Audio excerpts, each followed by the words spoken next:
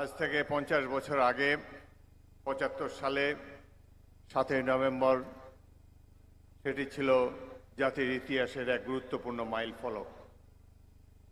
সিপাহী জনতার অভ্যুত্থানে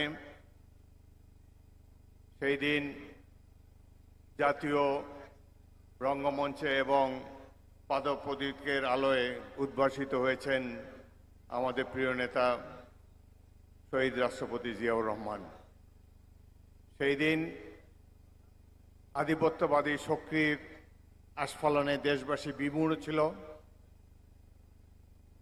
এই ধরনের এক ক্রান্তি লগ্নে সিপাহী জনতার হস্তক্ষেপে বীরত্বপূর্ণ সংগ্রামের মাধ্যমে স্বাধীনতা সার্বভৌমত্ব রক্ষা পায় এবং শহীদ রাষ্ট্রপতি জিয়াউর রহমান এই দেশের রাষ্ট্র পরিচালনার দায়িত্বভার গ্রহণ করেন জনগণের একান্ত ইচ্ছায়।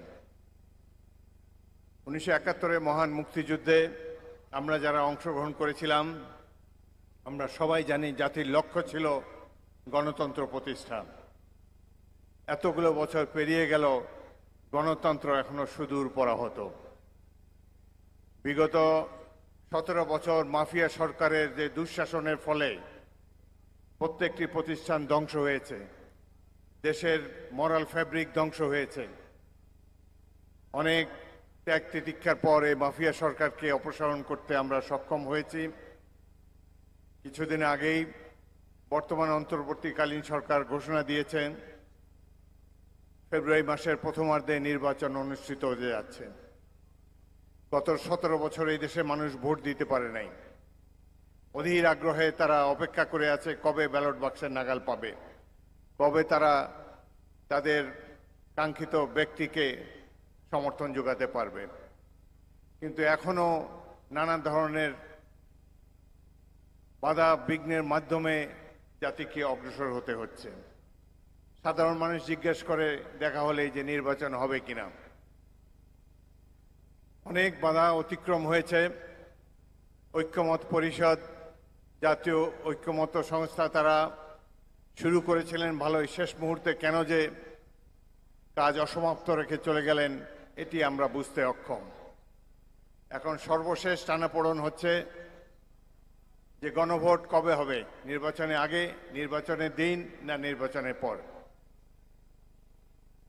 এখানে যারা অনেকেরই স্মরণে আছে পাকিস্তানের সামরিক শাসক জেনারেল জিয়াউল হক পাকিস্তানে একটি গণভোটের আয়োজন করেছিলেন। সেই গণভোটের প্রতিপাদ্য বিষয় ছিল জনগণকে বিবেচনা করতে বলা হয়েছে ইসলাম ধর্মের মূলনীতির প্রতি আপনার সমর্থন আছে। যদি উত্তর হ্যাঁ হয় তাহলে আগামী 5 বছরের জন্য আমি প্রেসিডেন্ট। এই ধরনের গণভোট এখন আশঙ্কা দেখা যাচ্ছে বাংলাদেশে কি ধরনের গণভোট হয়।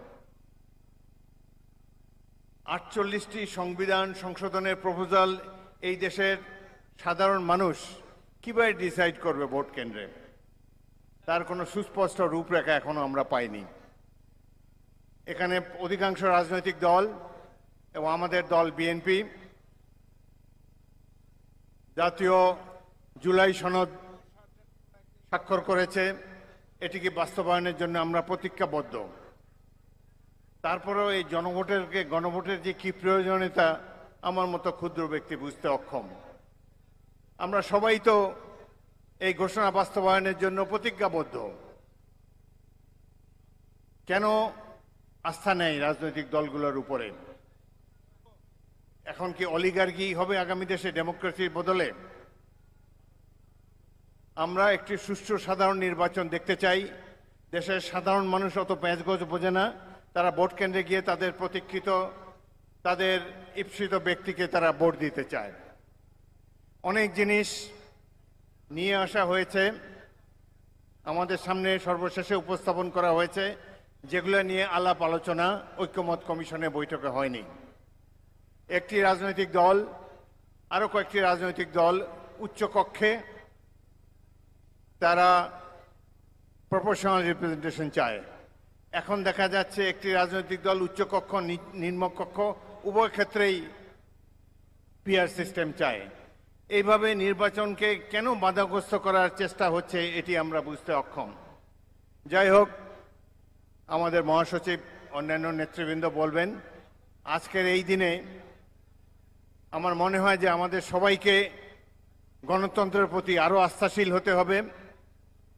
ফেব্রুয়ারিতে যখন নির্বাচন হবে, যারা জনগণের নির্বাচিত প্রতিনিধি হবেন তাদের উপরে আস্থা রাখা প্রয়োজন। তাদেরকে আগে থেকে তাদের উপরে কোনো কিছু চাপিয়ে দেওয়ার কোনো প্রয়োজন নাই। জাতীয় সংসদে যারা নির্বাচিত হয়ে আসবেন তারাই এই দেশের জনগণের প্রতিনিধি, তাদের উপরে আস্থা রাখা উচিত সবারই। আরেকটি কথা হলো, ভারতে বসে মাফিয়া নেত্রী নির্বাচন বাধাগ্রস্ত করার জন্য অনেক সন্ত্রাসী কার্যক্রম আগামী দিনে পরিচালনা করবেন। নানান ধরনের আহ্বান জানানো হবে। এদের কোনো দেশ নাই, দেশপ্রেম নাই। এরা ক্ষমতা, মানি লন্ডারিং, গুম খুন ছাড়া আর কোনো কিছুই বোঝে না। তো আজকে এই দিনে এখানে সকল রাজনৈতিক দলের প্রতিনিধিরা উপস্থিত। আশা করি আমরা সবাই ঐক্যবদ্ধভাবে এই মাফিয়া নেত্রী আওয়ামী লীগের দুঃশাসনকে আগামী দিনে প্রতিরোধ করার জন্য ঐক্যবদ্ধভাবে রাজপথে সংগ্রাম করব।